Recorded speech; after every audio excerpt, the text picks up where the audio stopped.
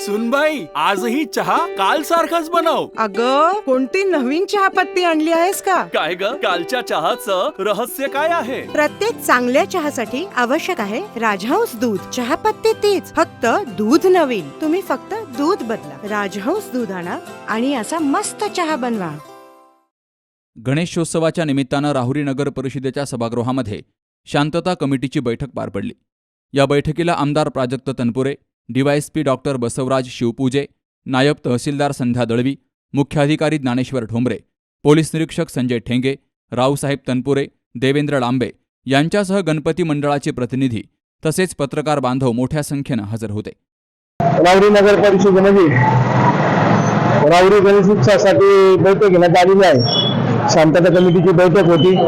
त्या बैठकीसाठी राहुरी पोलीस स्टेशनचे PI ठोंगे साहेब, DSP साहेब, राहुरी तालुक्याचे आमदार प्राजक्त तनपुरे व ठोंबरे साहेब शिव व राहुरी सर्व मंडळाचे अध्यक्ष उपाध्यक्ष या ठिकाणी उपस्थित होते. राहुरी शहरामध्ये गणेशोत्सव चांगल्या प्रकारे साजरी व्हावा म्हणून ही चर्चा झाली आणि चर्चा होत असताना राहुरी शहरामध्ये डीजेची जी मिरवणुकी असतात त्या मिरवणुकीमध्ये कुठेतरी आवाजाचं बंधन खुललं पाहिजे, कारण की नागरिकांना त्याच्यापासून खूप त्रास होतो.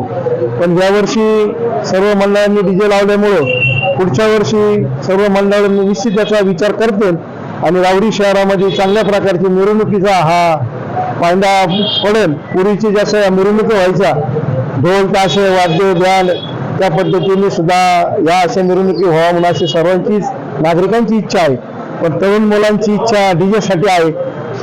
सर्वांची चर्चा व्यवस्थित झाली. सर्व गणेश भक्तांना माझ्या तनपुरे कुटुंबाच्या वतीने त्यांना हार्दिक शुभेच्छा व्यक्त करतो. नगरपालिका येथे शांतता कमिटीची मीटिंग झाली.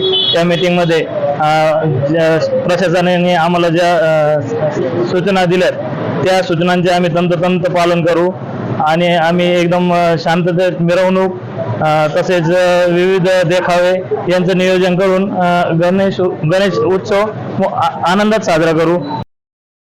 सुहास जाधव सह शरद पाचरणे, सी न्यूज मराठी, राहुरी.